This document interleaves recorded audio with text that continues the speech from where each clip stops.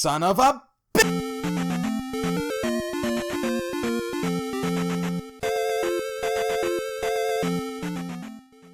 Did you return the Master Sword? Yeah, it's back with that fairy boy. You know, I don't even know what the problem was. I'm sure he would have been fine without it. Yeah, that doesn't really matter. My father could have ripped me a new one if he found out I let some cat girl steal a priceless artifact from another world. You owe me big time, and fortunately I know exactly what to make you do.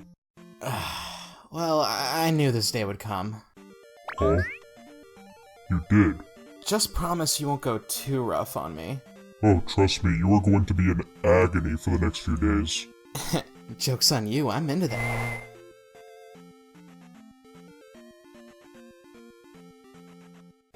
Huh. Odd. The Legend of Zelda was yet another smash hit for Nintendo. God, Donkey Kong, Super Mario Bros., now this? Nintendo, they were just on a roll then. Naturally, a sequel followed, but not quite in the way you would think.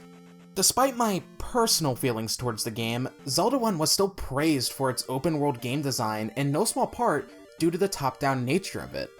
You would think that they would carry that over to the sequel, and while yes, the sequel is still open-ended, Zelda 2 might as well be from a different series. Shigeru Miyamoto, who created the Zelda series, wanted to take Zelda 2 in a different direction. Instead of the game being top-down, the sequel would be a side-scroller. Yeah, the overworld map is still top-down, but the actual gameplay is done with side-scrolling action. Now, I have no clue why he made that decision, but hey, it's his game. I suppose they didn't want to solidify the gameplay just yet, which is funny because both Mario sequels are side-scrollers, with one of them just being a bullshit ROM hack! Zelda 2: The Adventure of Link would release in January of 1987 in Japan, with us Americans not getting it until December of 1988, nearly 2 years later. Now, this isn't necessarily due to localization changes, but rather a chip shortage that was plaguing the industry at the time. The Famicom disk system was how the game saw release in Japan, and of course we didn't get that here, so we had to wait for the cost of cartridges to go down. My experience with this game is, well, not much outside of just hearsay. I remember several people like the Angry Video Game Nerd, and Some Call Me Johnny, rip this game in two, saying just how absurdly difficult it was, and how that didn't necessarily stem from fairness. I've only played Zelda 2 up to the first palace, and I don't remember much of it. It was on the 3DS Virtual Console, but outside of that, I really don't remember anything from that, hour of playtime? I must say that I am somewhat excited to play this game all the way through for the first time, and as a plus, I get to make a video on it. I'm sure that— God, what in the f***ing shit did I just f***ing— what in God's f***ing name was that f***ing piece of f***ing bullshit, that f***ing Okay, so if we're gonna start anywhere, let's start with the story.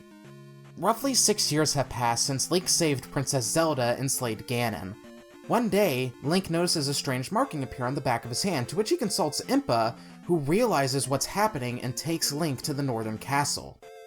Link is able to open the sealed door of the castle thanks to the marking on his hand, to which he finds a slumbering maiden who is Princess Zelda. But not the same Zelda from the first game. No, this Zelda is much older and has been in stasis like this for hundreds of years. Long ago, Princess Zelda was in a feud with her brother, who wanted to know the location of the Triforce. However, she didn't trust him with that information and thus never told him. Enraged, a wizard friend of the prince tried to strike Zelda down, which caused her to fall into a deep slumber, but in turn, the wizard was unable to control the spell as it backfired and killed him instead. The prince attempted several times to reverse the spell, but to no avail, so he placed her in this palace in hopes that one day she would awaken. He would then decree that every princess born into the royal family from then on would be named Zelda in memory of his sister. Impa informs our hero that the marking on his hand means that he is the one who can reverse the spell and awaken Zelda. She gives him a chest containing 6 crystals and instructs him to travel across Hyrule and place them into these pedestals hidden deep within 6 palaces in order to gain entry to the Great Palace and prove himself worthy of the Triforce of Courage. Now, Link already has his work cut out for him. However, as he leaves, he finds out that the minions of Ganon are out for blood. Literally. They plan on reviving the Demon King using Link's own blood, which is pretty fucking metal for a Nintendo game from the 80s. Upon starting the game, you can create your save file by naming Link, and of course you can name him whatever you want, as long as it fits within the character limit. Do that, and we open in Zelda's chamber. Heading left or right will exit you into the game's overworld, and it's here within the first few minutes that you can see why this game is so different from other Zelda games. The overworld is top-down like before, however it only serves as the means for travel. No combat of any kind happens here. If you step off the road, these monster silhouettes will appear and begin moving around frantically, and if you make contact with one of them, then you get sent to the action scene. This is where the real gameplay of Zelda 2 lies. It's a side-scroller, so Link can move left or right and jump. You have your sword from the get-go, as well as your shield, which will automatically block weak projectiles, although the shield looks like a glow stick if you ask me. There are several types of enemies in the game that Link will have to fight if he wants to survive, and I'll save talking about certain ones when we come across them, but I won't lie, I hate fighting the enemies in this game, god, especially the ones that have projectiles. Fortunately, if one manages to come in contact with you while you're on a road, then no enemies will appear and you can just leave the scene. So basically, follow the yellow brick road, just like Dorothy. Also, I forgot to script this part, but there are these fairies that you can encounter and they'll just heal you. That's it. Now there are several tiles on the map that will warp you in the action scenes, the most common of which are cave entrances. But there are also some that are hidden and have a chance of containing something good like a heart container, a magic container, or point bags.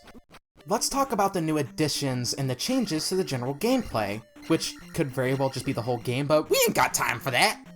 Link can learn 8 magic spells to aid him in his quest, and these do cost magic points, which can be increased by getting magic containers or by leveling up your magic stat. So, this is new, and as far as to my knowledge, this is the only Zelda game to have this? But you have a leveling system here. Defeating enemies, or picking up point bags, gives Link experience points, and after meeting the required number, as indicated by the tally in the top right, Link can level up one of 3 stats: magic, health, or offense. The higher leveled you are, the more experience is required, so expect that to slow down as you progress further into the game. By exploring the overworld, you might come across the town of Rabru, and that name might ring a bell to anybody who's played Ocarina of Time. Well, here, it's just the name of the town. There is stuff to do in these towns, and I absolutely recommend you stop by every one you see. You can find these ladies who will restore your health and magic for free, and every town also has a wise man that will teach Link a new spell. This is fortunately told to you. Assuming you actually talk to this woman here. Our first spell is the shield spell, and this buffs our defense, but only for the current screen. This is by far the most useful spell in the game, and fortunately, as you level up, spells become less costly, but for now, I recommend using it sparingly, as you don't have much magic to work with early on in the game. After grabbing our first heart container and fighting these rats? God, I hate fighting their fucking boomerang attack. We enter the first palace, Parappa Palace. You think we'll find a rapping dog here? The palaces are the real test of your skills. It's here I actually died for the first time, and yeah, get used to that. You know what's odd though? Link has lives in this game. You have 2 extra lives when starting, so you get 3 shots until you get a game over. You do not want to get a game over. If you lose all your lives, and you will, you lose all your currently accumulated experience points and you get sent back to Zelda's palace. Even if you die in a palace. Why change that from the first game? Yeah, I know, there are a lot of changes from the first game here, but that absolutely could have been carried over. It kind of reminds me of dying in Dark Souls, but there, at least you have a chance to get your experience points back. God, I swear, the Stalfos have a longer sword range than I do. It's annoying. After some exploring, you can find the candle within the palace and... Whoa, wait. Link had the candle in the first game. Did he just throw it away? Well, I assume yes, because most of Link's gear from the first game is just gone. No raft, no magic key, no magic rod, boomerang, even the bow and arrow are just gone. Now, I know I complained about the uselessness of the secondary weapons in the first game, but they could have at least brought them back and actually made them useful here. God, especially the bow. Near the end of the palace, we encounter our first Darknut, who are just as annoying to deal with in this game as they were in the first, but now for a whole different reason. I swear, fighting this type of enemy is just a stabbing match, hoping that you land a hit before he does. And this guy's just a hammer brother from Super Mario Bros. What the hell? As you'd expect, every palace ends with a boss fight, and this one is against this horsehead bastard who likes to use his mace to launch Link back. His weak point is his big-ass head, so just jump and stab him until his health is depleted. Once a boss is defeated, place the crystal in the pedestal, and Link will automatically level up, which is much appreciated. We have several things we gotta do before we head to the next palace, so head back to the starting area, and head for this cave in the southwest. Here we can pick up our first magic container. Then head to this cave up north, and fight your way through it to get this statue. You gotta get past this rat fucker first, and I hate fighting them with their boomerangs and shit. The town of Rudo is our next destination, and we can give that statue to this person who will let us see her uncle, who teaches us a new spell, Jump. This increases Link's jump height and is required to progress. How would you know to find that statue in that cave in the first place? I don't know. Heading south of Rudo, we enter these swamplands where Link moves much slower, which means you're probably going to get a lot more monster encounters here, so good luck. Now I know what you're thinking. Wow, your health and magic sure are low. How do you restore them? Well, there are those aforementioned women in the towns who will do that, but in terms of doing it outside of the towns, well, as for health, we can't right now. Legit, I just strategized dying as a means of restoring my health if I could get away with it. Now as for magic, enemies can sometimes drop potions. Blue potions restore only some of your magic, while red potions restore the whole magic bar. After stumbling around for like 20 minutes, we find the house of Bagu in this forest, who gives us our means of progression in the next town. Now, how would you know that his house was just somewhere in the forest? Look, I don't know. I classify this game as a guide game like Zelda 1. Use Zelda Dungeon or whatever you feel you need to. In the riverside town of Saria, we can enter this random house and, procure a mirror to give it to this woman who will let us see the next old man in our hit list, who will teach us the life spell. This will restore about 4 chunks of our health bar, but it is costly, so be wise when using it. After showing this note we got from Bagu to the guard, he lets us cross to the other side of the river, where we can now enter Death Mountain. Yeah, you know, the endgame area from the first game. Yeah, it's like before the second palace here. And it is here that the game's difficulty picks up and shoots straight up like a rocket.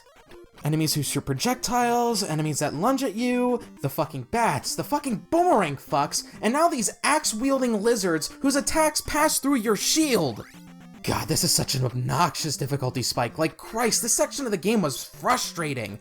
Oh my god, these red ones that throw the axe, fuck them. We can pick up the hammer here, which will let us break boulders blocking our path in the overworld, which also opens up some shortcuts for us, so that's much appreciated. We can also use it here to get our second magic container. In the harbor town of Mido, we can find this church that if you enter from the top of, we can find this guard who will teach us the down thrust, and this quickly became my favorite move in the game. It feels so natural to pull off, just jump and hold down. This is amazing for taking out enemies or even skipping over the more annoying ones. In order to see the old man of this town, we need medicine for this woman's daughter. So, after grabbing that and noticing that the enemies are taking my fucking experience points when they hit me, we learn the fairy spell. This turns Link into a fairy? Well, no, actually it summons a fairy that you can fly around as, and yes, this is required to progress. Medoro Palace is next, and it is tucked away in the back of this swamp, and Christ, this place sucked! The downward thrust definitely helped, but what the fuck? What are these things? They remind me of the Medusa heads from Castlevania. Ugh. The enemies are just so brutal in this game, and the rewind feature of the Switch Online version only helps so much. I was getting so frustrated that I questioned if I really wanted to play this, but I persisted. Unfortunately. After bum rushing past these two asshats, we can get the Power Glove, which I think lets us destroy certain blocks. I also intentionally died here so that I could respawn with full health and magic. This became an actual strategy of mine while playing. If I could get away with it, I would intentionally get Link killed so I could stand a better chance, and it got even worse when I just couldn't hold on to my health long enough for the boss fight. Top it off with, I had no lives left, so I intentionally got a game over so I could restart with all my lives back at full health, with the only real consequence being that I had to rush through the palace again to get to the boss. I prioritized getting a game over instead of survival because it was easier. Let that sink in. The next boss fight is against this knight. All you have to do is knock his helmet off and down thrust his head in. Place the crystal on the pedestal and move on. To get to the Island Palace, you have to find this specific spot in this graveyard to get warp to it. How would you find this out? Well, actually, there's a guy on Rudo who says, "I am Error," who tells you if you go back and talk to him again. I hate these guys that throw the mace. It comes back like a boomerang, and just when I think I have the pattern down, they delay their timing, throwing me off. Iron Knuckles just piss me off in this game. They throw these daggers that you have to either stand or crouch to block, all the while trying to stab them and not hit their shield, which moves to match where you stab them at. Any shield-wielding enemy in this game just evolves into a stabbing match that takes forever. I hate it! Anyway, we can pick up the raft, which is used in the overworld to cross the seas, but only at the harbor. I loathe this room with the slow-moving heads that shoot these energy balls. You need to destroy these blocks to get this key, and then get out of there. Well, oh, who am I kidding? Just look at this shit! This is by far the worst boss I've ever fought in a video game. It's an Iron Knuckle jousting. Now, Phase 1 isn't hard, but when you destroy his horse, This isn't your standard Iron Knuckle. Those guys at least leave a gap of a couple seconds in between dagger throws, but this guy just won't stop! I was in this fight for 10 agonizing minutes just trying to block his daggers while praying to God I could land a hit, kill him, place Crystal in pedestal, then off we go! After strategically committing suicide, we make our way back to Mido and cross the sea. We can stop at the town of Naboru to pick up some water from this fountain to give to this lady who was just 10 feet from the fountain. You couldn't do it yourself. She'll let us into her house where we can learn our next spell. Fire! When cast, our sword will shoot out a fireball, which gives us a long-range attack, although only for the screen that it's cast on, so it functions like every other spell in the game. It's also necessary for taking out specific enemies. After a bit of traveling, we reach this maze, which is littered with hidden action scenes. Come here to find this lost child. That's a sight. Also, much appreciated that enemies can still move while I can't, allowing them to get the upper hand on me. Thanks, Nintendo! We can also get our next magic container here, so that's a plus. After reaching the mountain town of Darunia, we can channel our inner Santa Claus and enter this house's chimney to find this guard who is willing to teach us the up thrust. Again, this is another lovely addition to Link's moveset. Hold up when jumping, and Link will stab things above him. We can return the lost child to his mother for a visit to this town's old man who will teach us the Reflect spell. This will let us power up our shield, allowing us to reflect magical attacks back at enemies, and yes, this is required for the next boss. After returning to the maze and successfully navigating it, we come to the next palace, the Maze Palace. I want this bag of piss, but the Stalfos won't jump out of the hole it's in. So this is entirely on me, but I didn't realize that I could break the blocks that these flames are on until much later in the palace, and now I feel like a dumb fuck looking back. We can pick up these boots that are required to reach the next palace before heading to the boss and... I know these are whiz robes? Why did Nintendo make them look like clan members? Fucking Medusa heads over a pit of lava, fantastic. The boss of this palace is this big Wizrobe, or as I like to call him, the Grand Wizard. He is piss easy, just stand in a corner, crouch, cast a Reflect spell, and watch as he kills himself. Watch in awe as Link becomes Jesus Christ! Yeah, so turns out those boots we got let us walk on hidden water tiles. You can even use them to find our next heart container. You know, early Zelda games had a lot of Christian iconography. The cross on the shield, the gravestones being crucifixes, now walking on water. And remember, this is when Nintendo of America had a no religion rule for NES games. The Ocean Palace starts us off in this room full of ropes on destructible blocks. Later, you can come across these warlocks that'll shoot fire. Fortunately, you can just downstab them. Although, after a while, I stopped fighting them and would just rush past them. I started doing that with a lot of enemies because a lot of them just become such a chore to fight that it's just isn't fun. You know, this is my problem with this game's enemy design.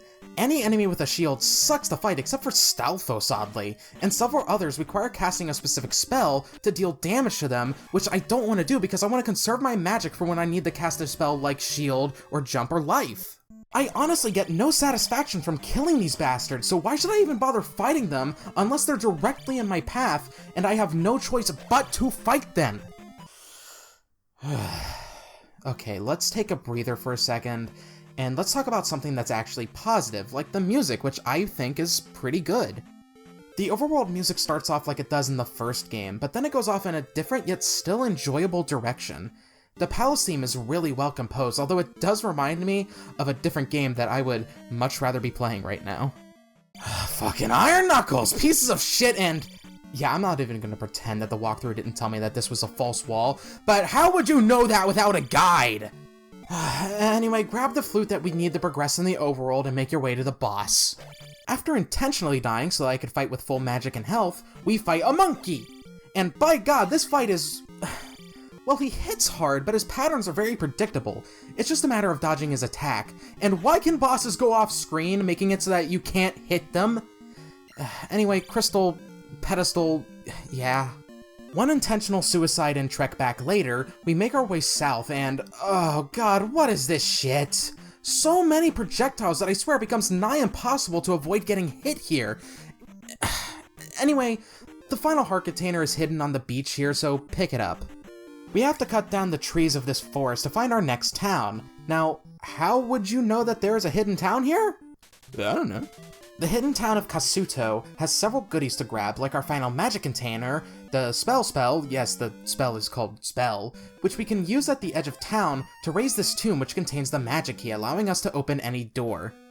The hidden palace is not the same hidden palace from the Sonic games, as those ones are actually fun! This palace has not one, but 2 rematch fights against the Iron Knuckle boss from earlier, and it's just as annoying to deal with. Why 2 rematches? Was one not enough? Did they think to themselves that this fight was just that good?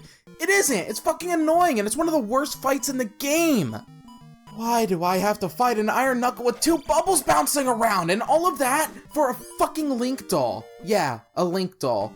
These are extra lives that you can acquire. I haven't mentioned them up to this point, if only because I really don't think that they offer you much, since yeah, getting a game over sucks, but I've been strategically killing myself throughout this whole game. The next boss is this dragon that comes out of these lava pits. Just stab him in the head until he...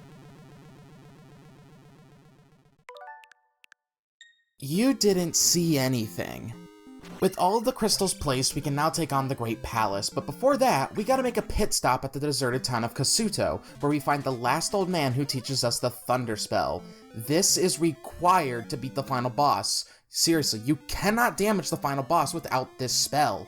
After an agonizing crawl through this pass and dealing with some of the most annoying enemies in the game, we finally come to the Great Palace, and this place is huge!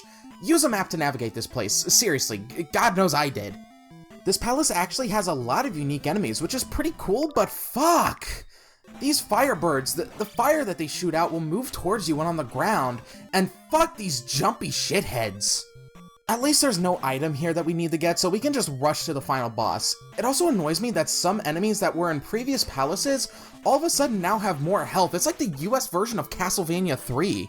The final boss is against Thunderbird. Cast the Thunder Spell to expose its tiny-ass weak point, that being its face, then cast the shield and jump spells to better help yourself. Ugh, Jesus Christ, this fight sucks.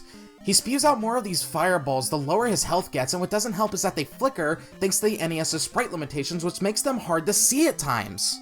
After defeating Thunderbird, we can progress to the true final boss, Dark Link, and I was so tired of this game by this point that I said, fuck it, crouched in the corner, and struck his knees. Yeah, it's cheap, but can you blame me after all the shit that this game just put me through?